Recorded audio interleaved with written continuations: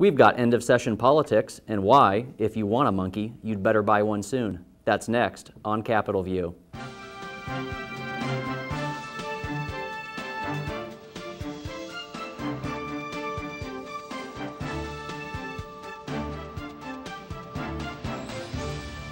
Hello and welcome back to Capitol View. I'm your host, John Patterson, the state government editor for the Arlington Heights Daily Herald. And we've got some interesting times at the Capitol as lawmakers rush to try to solve problems or punt them off until after the elections. So we've got some interesting stuff to talk about. Joining me this week for our experienced panel is Tim Magaw, who's taking a break from the Daily Herald's Capitol Bureau to help me flesh out a few issues here. Tim, thanks for being back. Thanks for having me. And fresh from the campus at the University of Illinois-Springfield is Charlie Wheeler, where he's teaching the next generation of reporters the importance of paying attention to the end of session. Charlie, thanks as always for being here. My pleasure. And new to the show from the Illinois Times, where he's a senior writer, is Patrick Yeagle, who's spent a little bit of time at the Capitol himself. So Patrick, welcome aboard and feel free to speak up. Thank you for having me. So as I mentioned, if all goes well, we've got about a week left in this session. We've only got $13 billion still to solve. Charlie, how are we going to do it? I suspect we're going to do pretty much what we did last year. We're going to kind of ignore it, hope it will go away, and go home and run for election. Then maybe do something after the election. Meanwhile, the problems will continue to go on. People who provide goods and services to the state of Illinois will continue not to be paid. And there'll be just genuine hardship and travail from one end of the state to the other. You don't paint a pretty picture. Well, I think it really is dire. There was a story that was on a Southern Illinois television station today. I saw it on one of the news roundups earlier this week. And it was about a mom who couldn't get her kid vaccinated because the doctor said, "I'm sorry, we aren't accepting you if you can't pay cash on the barrelhead because your insurance company can't pay, and your insurance company can't pay because the state isn't paying the insurance company." And the mom was frantic, and she didn't really blame the doctor. She understood what was going on. But those stories are being repeated over and over and over because the state is projecting to end this fiscal year with something like $6 billion in bills piled up on the comptroller's desk, and the legislature is really not moving in any determined fashion to do anything about it. You mentioned Southern Illinois, and there was an interesting story and poll out of Southern Illinois with the Paul Simon Public Policy Institute, in which they polled just residents of Southern Illinois on how should the budget be solved, and mostly they thought that it should be done with budget cuts as opposed to tax increases. But then when asked, what should you cut, nobody wanted to cut education, nobody wanted to cut public safety spending, nobody wanted to cut universities, nobody wanted to cut health care. And so it was one of these, you know, it's really no wonder why lawmakers are kind of in the stalemate that they are. When the public doesn't know what to do, the lawmakers are kind of left going, well, I don't really want to lose my election, so I'm just going to do nothing. But I would lay some of the blame on the legislature, though, and on legislative candidates, because for years, starting with Rod Blagojevich as governor, people were told, we can have all this stuff and it'll be for free. And whenever there was a problem, it was like, well, there's all this waste and mismanagement out there, and we'll just cut all the waste and we'd be okay. We don't need to raise taxes to continue to give you this wide array of services. That's just not true. It's never been true. And now, with the economic collapse exacerbating the situation, it's a wake-up call that, guess what, there is no free lunch. Tim, you've been talking to lawmakers about how this might end. What well, have they been saying? The first question I've been asking is just what's the budget going to look like? And everyone pretty much just laughs in my face and says they have no idea. So I asked them, what do you think it should look like? And everybody, Democrats and Republicans, everybody is saying that we just need to cut. Everybody is in agreement that there needs to be cuts, but when asked, what would you cut? They would just say, oh, just programs, and they really won't go into it. No one's going to agree on what needs to be cut. So I think they all agree on what needs to be done, that things need to be cut, but not exactly what. It would seem that, and I think Charlie and I have talked about this, that it is just setting the stage for November, that everybody has most of their roll calls that they want, and at this point it's really not about solving anything as much as it is strategizing for the campaigns, that you've had a tax increase vote in the House and the Senate on different plans last year, and so if the issue in some district is going to be our schools are laying off people and we're losing all this support from the state, Well, depending on who the lawmaker is, you can say, well, they refused to do anything about it, we've got the roll call to show it, or the person can say, I blocked a tax increase and here's the roll call to show it, and on first week in November, we find out who's right and who's going to win, in theory, when lawmakers come back. Patrick, what do you hear about the budget, or what do you think is going to happen? To go back just a little bit to the waste, fraud, and abuse concept, I think there's nobody in the state, honestly, that would say we shouldn't try and eliminate waste, fraud, and abuse. That's a given. But even if we do that, there's no possible way that, even if we catch every instance of waste, fraud, and abuse, that it's going to make up for the budget shortfall we have. It's just not going to happen. Some of the things that are emerging as possible options to try to buy some wiggle room for lawmakers in the last few days. One of the key ones is a cigarette tax increase, which the Senate President John Cullerton has pushed before. And the way that would work is the money would be earmarked for health care spending, which then gets matched by federal dollars. And when you and then that would free up state health care dollars to go elsewhere in the budget. It's, as Patrick said, it's not going to solve anybody's problem, but it perhaps can buy you a few more months of spending within the budget to get you past the elections. Another program that's been mentioned is a tax amnesty program to basically tell tax cheats, hey, pay up now and we'll go easy on you. This has been floated several times, and I don't know if they're desperate enough to do that yet. We also have the idea that was floated and quickly denounced by the pension boards of essentially a IOU to the pension systems for several $billion, because the state, again, owes them several $1 billion. Last year we borrowed in order to make the payment. This year apparently would be more of just an IOU. And in the midst of all that, also the Senate President has spoken up and confirmed his commitment to education funding, I think speaking on behalf of most of his members, to say there's no support for cutting education. So take that whole conglomeration of ideas and statements, and I'll start with Charlie for sort it out of how much time does that buy you and what's likely to happen. Well, I think it doesn't really solve the problem, but it does give you a fig leaf to be able to punt things down the road. If you look at the cigarette tax, for example, it would raise about $300 million, are the estimates. You could leverage that with the federal dollars and maybe get $450 million or so. If you do an amnesty and it brings in what I believe President Cullerton predict would be around $250 million, you may be close to $700 million, which would be a big chunk going towards closing the hole that Quinn has, in essence, put into education, a cut of over $1 billion, which he says we need an income tax increase to avert. Well, if you do these other things, you can come pretty close to $1 billion without doing an income tax increase.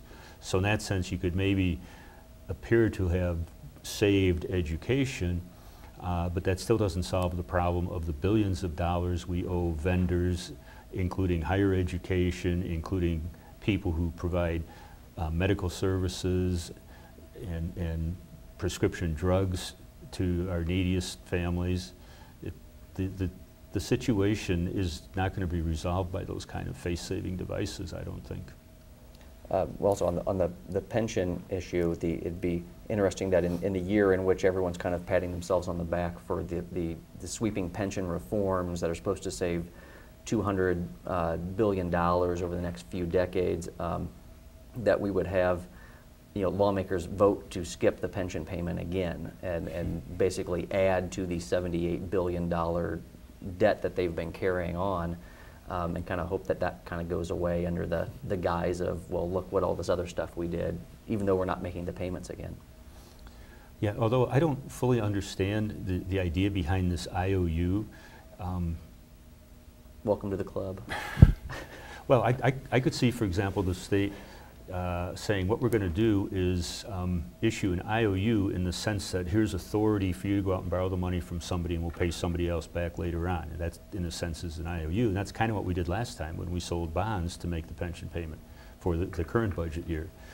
But if it's just giving somebody a blank sheet of paper and saying, here, whenever I get money, I might pay this off to you, I can see why the pension systems wouldn't think that was a very good idea.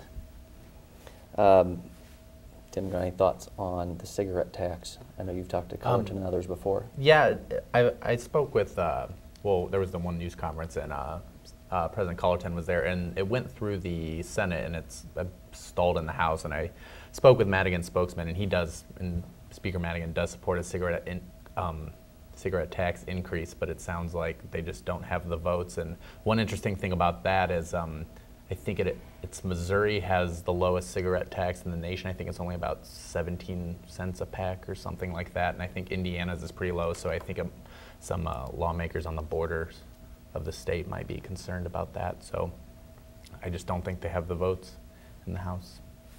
Thoughts on tax amnesty or cigarette taxes or anything? I think with the pension IOU concept, pushing that off once more is exactly the whole reason that we got in this situation in the first place. I mean, you can't keep punting it down the road, as Charlie said. It's creating another vortex of money that's just disappearing, basically. And the more we put it off now, the more we have to spend into it later. We're basically dooming our grandchildren. In other issues that are emerging at the end of session, we have yet another proposal for gambling. In this case, it would be video gambling, video poker machines at the horse tracks across the state. This is getting new attention because the idea of putting video gambling in bars and taverns to help pay for last year's $31 billion construction program hasn't gone as lawmakers envisioned. There have been dozens of communities across the state who have all taken advantage of a local opt-out and said, no, we don't want this. And as a result, a recent economic report said that the plan would probably be $170-some million short of what it was expected to take in, and that kind of blows a hole in about a $1.7 billion worth of construction financing. So lo and behold, we decided we put instead of your local bar and tavern, we stick the video games into Arlington Park and Arlington Heights and the other horse tracks which already have gambling, and they creating essentially land-based casinos, and they think that you could get upwards of $300 million a year, in addition to the upfront costs of people having to buy the machines of $300 to $400 million, which they say would all go into construction, but that seems as first of all, you're more than making up for video gambling, and you might have a few $100 million left over to perhaps plug some budget holes. This idea is not new by any means. This is probably about the 175th time I've written about it in just the last year. But it does have some newfound support because really lawmakers want those construction projects, and it could possibly be a little bit of a Band-Aid for part of the budget. Well, I have a question, I guess, that is unclear in my mind. To what extent would having the equivalent of slot machines at racetracks take away from the dollars that are bet at the pari-mutuel windows? And would we sometime get to the point where at the state's existing tracks, racing is something that's done kind of as a side thing, kind of as a corollary to the operation of a land-based casino? There are requirements for the number of race. You would have to have live racing for X number of days in order to qualify to have these. But I think the riverboat casino industry is asking a similar question of, you're all looking at how much these would take in, but you're not looking at how much less we would be providing you in the riverboat taxes, because their belief is, you're going to have a significant drop-off if people in Arlington Heights area can stay there and gamble instead of having to go to Elgin or Joliet or Aurora.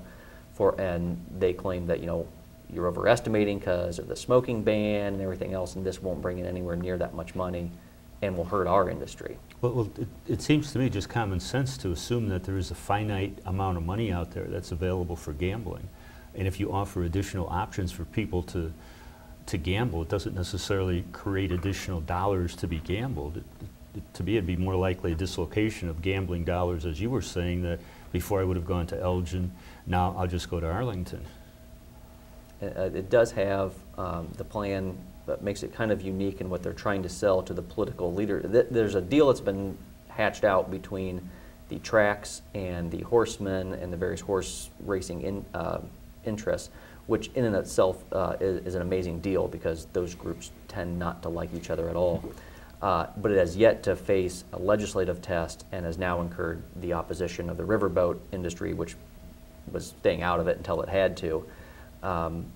But organized labor has gotten behind it because, again, they want the construction jobs, and that's the latest kind of player to be added to try to sell political leaders that, you know, we're getting support and there's enough people to want this to bring it to a vote. So we'll see if that happens in the last few days. We can move on to out of legislative and financial issues. There was an interesting, I suppose, political and social statement on the Illinois House floor this week, in which State Rep Deborah Mell from Chicago, who is one of the few openly gay lawmakers, brought her fiance to the Illinois House to introduce her to colleagues and to publicly announce that they had gotten engaged and planned to marry in Iowa, where gay marriage is recognized. It brought a standing ovation among Democrats and a few Republicans, and led to a series of speeches about why Illinois should recognize this, including at least one Republican, Mark Bobian from Barrington Hills, who got up and congratulated Representative Mell, and in talking afterwards told the Daily Herald that he thinks that the Republican Party needs to moderate its views on these social areas, that it's among the reasons why the party hasn't been more successful in Illinois. We'll go around the table, and Tim, your thoughts on what we witnessed this week and what it might mean. I just thought it was interesting. I caught the second half of it. I walked in the chamber, and most of the Democrats were standing the whole time, and then just a few Republicans who were just kind of had their heads buried. And I don't think they really wanted to address the issue. I think it was just more of an uncomfortable moment for an issue that's so contentious, especially during an election year. That is this something we want to address right now? I think that's basically it. I think it was just more awkward for the Republicans. They just didn't want to face it, so they just kind of turned their head and were hoping it was over quick. Well, I think that the day will come when Illinois does recognize marriages, if you want to call them that, or civil unions, or some kind of committed relationship between individuals, regardless of the gender of the people involved. And the reason I say it is I was still a reporter for the Sun-Times, just beginning my career back in the early 1970s, when legislation to prohibit discrimination based on sexual orientation was first introduced in the legislature. And to this day, I can remember how embarrassed I was listening to the quality of the debate on the House floor on that particular issue. People were getting up and making the kind of jokes and off-color, crude remarks that I recall making when I was like in 6th and 7th grade. And these are our elected representatives. And the bill got maybe 13 votes. And over the years, the understanding that it's really not American to discriminate against people in employment or in accommodations because of their sexual orientation has become more accepted. And ultimately, the state did add discrimination based on sexual orientation to one of those prohibited activities. I was just going to add to that, for that debate, which I covered a few years ago, one of the Republicans from the suburbs, Joe Dunn from Naperville, who's no longer in the General Assembly, but he said I remember he voted for it, and I was kind of surprised. And when I asked him, he said, the things that I heard my colleagues saying in opposition so offended me that I decided I did not want to be associated with them, and I voted yes. And I know I'll take some heat about this back home, but I didn't want my name attached anywhere near the comments that were said. So it was kind of interesting, for given what you experienced during the early stages, for how the debate went. Yeah, I mean, I remember talking to one guy in particular who was a Democrat from a downstate district who said, I'm going to get a lot of heat for this when I get home. I could lose, but I figured this is the right thing, and occasionally you have to vote for the right thing.